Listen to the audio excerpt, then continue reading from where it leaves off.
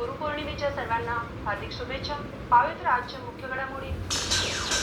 गुरुपौर्णिमेचे औचित्य साधून शिवसाई मित्र मंडळाचा पालखी सोहळा आणि कल्याण डोंबिवली महापालिका कार्यालयासमोर अपंगांच्या प्रलंबित मागण्याबाबत साखळी उपोषण. कल्याण पूर्व येथील शिवसाई मित्र मंडळातर्फे पालखी सोहळा गुरुपौर्णिमेनिमित्त आयोजित करण्यात आला. विजयनगरचे ठाणे वर्तक श्री साईचे मंदिर साई गुरुपौर्णिमेनिमित्त हा कार्यक्रम होता. अनंत गायकवाड व मंडळाचे कार्यकर्ते व नागरिक यांचा सहभाग होता. शाळेचे विद्यार्थी व विभागातील नागरिकांनी गुरुपौर्णिमेनिमित्त मंदिरात हजर राहावे अशी विनंती मंडळाने केली होती. कल्याण शिळमार्गावर कल्याणहून वाशीकडे जाणाऱ्या नवी मुंबई महापालिकेच्या परिवहन सेवेच्या बसने सीमा नावाच्या 22 वर्षीय तरुणीला अरमान पेट्रोल पंपाजवळ उडविले. त्यात ती जागीच ठार झाली. या प्रकरणी मानपाडा पोलिसांनी दशरथ पाटील यांना अटक केली. कल्याण डोंबिवली महानगरपालिकेच्या कार्यालयासमोर राष्ट्रीय अपंग विकास महासंघटनेच्या कार्यकर्त्यांनी अपंगांच्या प्रलंबित मागण्याबाबत आज साखळी उपोषण करण्यात आले. कल्याण पश्चिम महानगरपालिका कार्यालयासमोर अपंगांचे स्टॉल करिता जागा उपलब्ध होण्याबाबत कृती आराखड्याची अंमलबजावणी करण्यात यावी. अर्थातच पालिकेने आपल्याला न्याय कृतीत द्यावा, जेणेकरून हा न्याय कागदोपत्रीच राहिला आहे, असे अशोक तुकाराम भोईर कोषाध्यक्ष महाराष्ट्र राज्य यांचे म्हणणे आहे.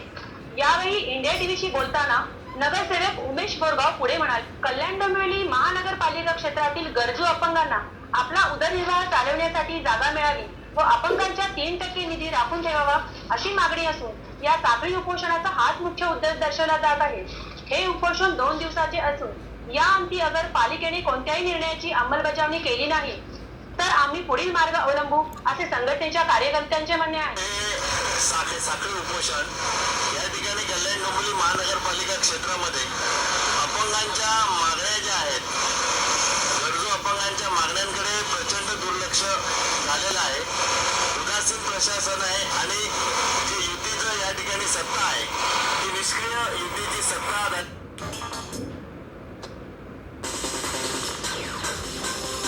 चांगला होता, पण त्याने आत्महत्या का केली असे रामदेव हॉटेलचे व्यवस्थापकांचे स्पष्ट मत आहे. कल्याण परिसरात सुरू असणाऱ्या विकास प्रकल्पावर कामगारांच्या सुरक्षा आणि आरोग्य विकासासाठी काय याकडे लक्ष देण्याकामी राज्य कामगार प्रामुख्याने लक्ष देण्यात कल्याण परिमंडळाचे सहाय्यक आयुक्त अशोक चिवटे व वरिष्ठ कामगार अधिकारी प्रकाश पाटील यांनी दिली. सुरक्षा व आरोग्याबाबत विकासाचे दुर्लक्ष होत असल्याने अपघाताचे प्रमाण वाढत आहे. त्यासाठी कामगारांच्या सुरक्षा आरोग्याबाबत जागेवर जाऊन तपासणी करणे, बेजबाबदार घटकांविरुद्ध कायदेशीर कारवाई करण्याचा इशारा त्यांनी दिला. कल्याण डोंबिवली